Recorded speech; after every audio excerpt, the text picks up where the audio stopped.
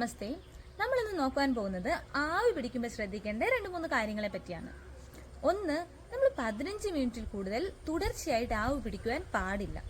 കാരണം നമ്മൾ തുടർച്ചയായിട്ട് ആവി പിടിക്കുമ്പോഴത്തേക്കും ആ നീരാവിയുടെ ചൂട് കാരണം നമ്മുടെ മൂക്കിലുള്ള രോമകൂപങ്ങൾ കരിഞ്ഞു പോകാൻ സാധ്യതയാവുന്നു. അത് കരിഞ്ഞു പോവുകയാണെങ്കിൽ നമ്മുടെ ഇപ്പോൾ അണുബാധകൾ, പെട്ടെന്ന് പൊടികളൊക്കെ ഉള്ളിലോട്ട് പോകുവാനും ഇൻഫെക്ഷൻസിന്റെ സാധ്യത കൂടുന്നു. 2, നമ്മൾ ആവി പിടിക്കുമ്പോൾ പ്രൊട്ടക്റ്റ് ചെയ്യേണ്ട 2 സ്ഥലങ്ങളുണ്ട്. ഒന്ന് കണ്ണ്, ഒന്ന് നമ്മുടെ ഹൃദയഭാഗം. കണ്ണെന്ന് പറയുന്നത് എല്ലാവരും അത് നമ്മൾ നെഗ്ലക്ട് ചെയ്യുന്നൊരു പാർട്ടാണ്. നമ്മൾ മിക്ക ആൾക്കാരും എന്ത് ചെയ്യും, ആവി പിടിക്കുമ്പോഴത്തേക്ക് കണ്ണങ്ങ് ഇറുക്കി അടയ്ക്കും. നമ്മൾ അങ്ങനല്ല ചെയ്യേണ്ടത്. ഇറുക്കി അടച്ചാലും കൺപോള പറയുന്നത് ഭയങ്കര തിന്നായിട്ടുള്ളതാണ്.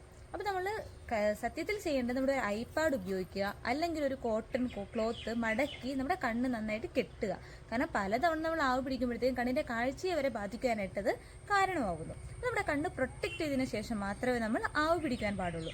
പിന്നെ ഹൃദയഭാഗം, ഡയറക്റ്റായിട്ട് ഹൃദയഭാഗത്ത് കൂടുതലായിട്ട് നമ്മൾ ആവി കൊടുക്കാതിരിക്കാനായിട്ട് ശ്രമിക്കുക.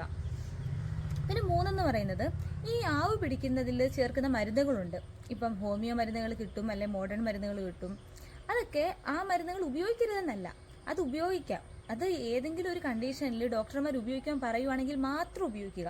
അല്ലെന്നുണ്ടെങ്കിൽ നമ്മുടെ പ്ലെയിൻ വാട്ടർ, ആ ഒരു ശുദ്ധമായ വെള്ളത്തിലെ ആവി മാത്രം കൊള്ളുന്നതായിരിക്കും നല്ലത്. പിന്നീട് പൊള്ളലേക്കാതെ, കുഞ്ഞുങ്ങളൊക്കെ ആവി പിടിക്കുവാണെങ്കിൽ അടുത്ത് നമ്മൾ ശ്രദ്ധിക്കുക, പൊള്ളലേക്കാതിരിക്കുവാനായിട്ട് നമ്മൾ നോക്കേണ്ടതാണ്. പെട്ടെന്നൊരു പൊള്ളൽ വരികയൊക്കെ ആണെങ്കിൽ അതിനുള്ള നമ്മൾ കെയറും കൊടുക്കുക.